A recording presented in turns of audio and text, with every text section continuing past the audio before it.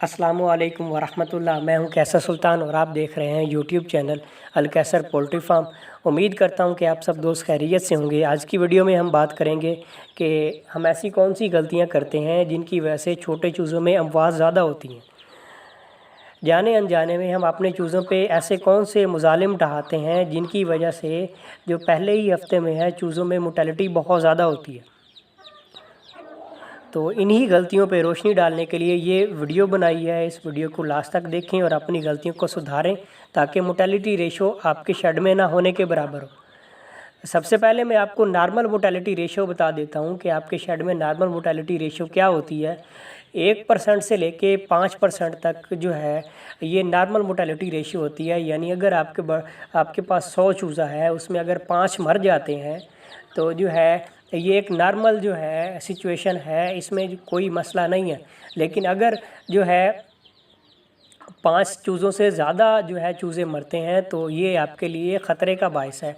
ये आप या तो आपके कुछ मैनेजमेंट में कुछ फॉल्ट है या कोई डिज़ीज़ चल रही है आपके बर्ड में।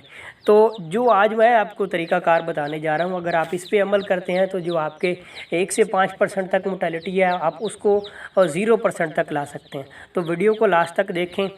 सबसे पहला काम जो आपने करना है वो ये है कि जब भी आप अपने चूज़ों को शेड में दाखिल करें तो आपने ग्रेडिंग करनी है। ग्रेडिंग ये होती है कि आपने चूज़ों की छांटी करनी है। ए ग्रेड चूज़े को अलहदा करना है, बी ग्रेड चूज़े को अलहदा करना है। बी ग्रेड चूज़े को अलहदा रख के उसको जगह थोड़ी ज़्यादा दे के, उसको फीड की क्वांटिटी थोड़ी ज़्यादा दे के, उसको मल्टीविटामिन दे के जो है हम कोशिश करते हैं कि उसका हेल्थ स्टेटस, उसका वेट जो है ए ग्रेड चूज़े के बराबर लाया जाए। लेकिन अगर आप ए ग्रेड और बी ग्रेड चूज़े को मिक्स कर देते हैं, चूज़े को अलहदा नहीं करते, तो उससे ये होगा कि जब ए ग्रेड चूज़ा आपका भागेगा तो उसके साथ बी ग्रेड चूज़ा भी भागने की कोशिश करेगा, तो वो उसके पाँव तले दबेगा। चूँकि बी ग्रेड चूज़ा पहले ही कमज़ोर होता है, वो मज़ीद कमज़ोर होगा। इसके अलावा जब आप उनको फ़ीड देंगे और पानी के बर्तन रखेंगे तो जो है ए ग्रेड चूज़ा जो है उस आपके बी ग्रेड चूज़े तक मुनासिब फ़ीड की मिकदार या पानी की क्वांटिटी जो बर्ड को चाहिए वो नहीं पहुंचने देगा, जिसकी वजह से वो आपका बी ग्रेड चूज़ा मज़ीद कमज़ोर से कमज़ोर होता चला जाएगा और जो है आपके शेड में मोर्टेलिटी नहीं रुकेगी, मोर्टेलिटी होती रहेगी। तो दूसरा सबसे अहम काम जो है, फार्मर क्या करते हैं कि चूज़ा लाते हैं और चूज़ा लाते साथ ही उसकी फ्लशिंग कर देते हैं, जिसकी वजह से जो है आपके शेड में मोर्टेलिटी जो है वो नहीं रुकती। चूज़ा फ्लशिंग की वजह से जो है चूज़ा मज़ीद कमज़ोर होता जाता है और आपके शेड में 10 से 15% मोर्टेलिटी में इजाफा हो जाता है।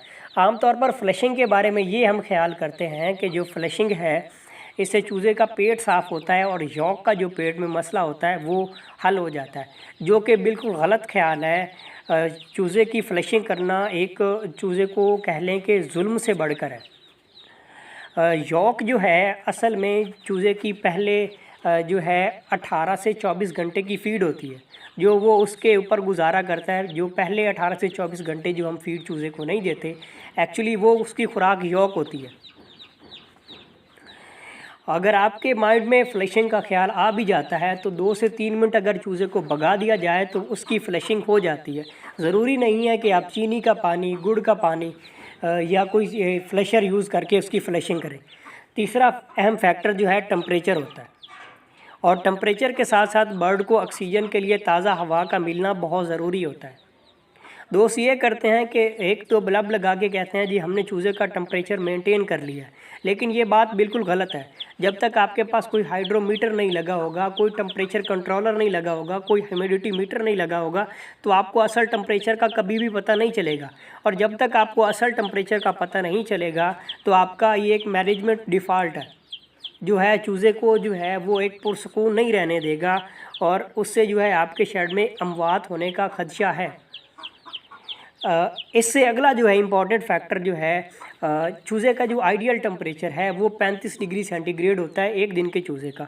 और फिर डेली बेस पे आपने हाफ सेल्सियस जो है आपने कम करते जाना है और 32 डिग्री सेंटीग्रेड पे आके आपने रुक जाना है। चूज़े को जो है हम अगर जगह कम देते हैं, चूज़े को घूमने फिरने की जगह कम मिले या टेम्परेचर कम मिले तो चूज़ा इकट्ठा होता है।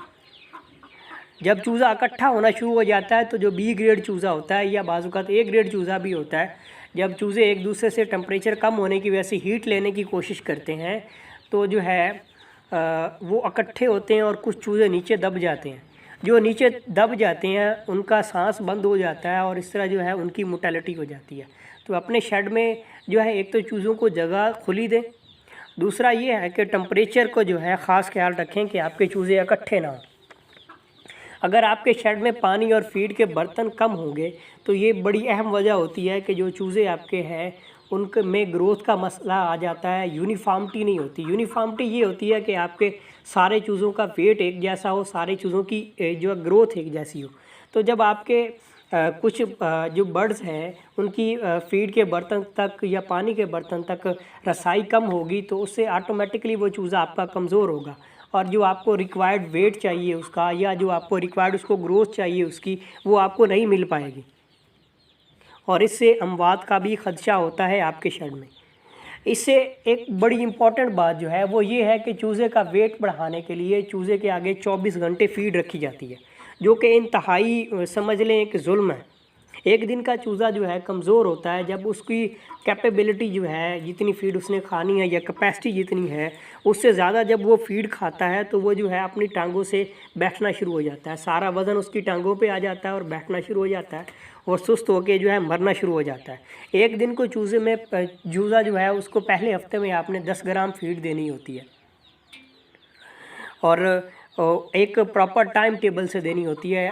5 ग्राम सुबह, 5 ग्राम शाम, एक प्रॉपर टाइम टेबल से देंगे। एक बात बड़ी इंपॉर्टेंट ये है कि चूज़े को आप जितना भूखा रखेंगे जो है आप 10 ग्राम से भी फीड थोड़ी कम कर लें 3-4 दिन जो है पहले, ताकि आपके जो है जितना चूज़ा आपका भूखा रहेगा उतना चूज़ा आपका एक्टिव रहेगा। आप 10 ग्राम से भी फीड थोड़ी कम कर लें ताकि जो है आपका चूज़ा जो है एक्टिव रहे और उसमें जो है मोर्टेलिटी की रेशियो कम हो। और इससे अगली बड़ी इंपॉर्टेंट बात यह है कि आमतौर पर यह ख्याल किया जाता है या फार्मर्स को ये बताया जाता है कि चूज़े को पहले 3-4 दिन जो है बैठने नहीं देना, भगाए रखना। तो ये एक जुल्म की इंतहा होती है। जिस तरह हम इंसानों को आराम करने के लिए रात मिलती है, चूज़ों को भी आराम करने के लिए टाइम चाहिए होता है और जो है उनके साथ सुनी सुनाई बातों पे आके चूज़ों के साथ जुल्म किया जाता है, उनको सारा दिन भगा ही रखा जाता है।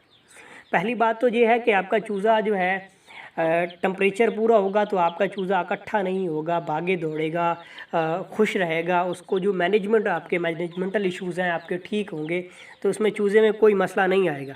लेकिन फिर भी अगर चूज़ा आपको इकट्ठा आपका चूज़ा हो रहा है तो फिर बोतल में बजरी डाल के या किसी सीटी लेके जो है विसल जिसे आप कहते हो या स्टिक के ऊपर कोई शापर बांध के उससे चूज़े को भगाया जाता है ताकि चूज़ा इकट्ठा ना हो।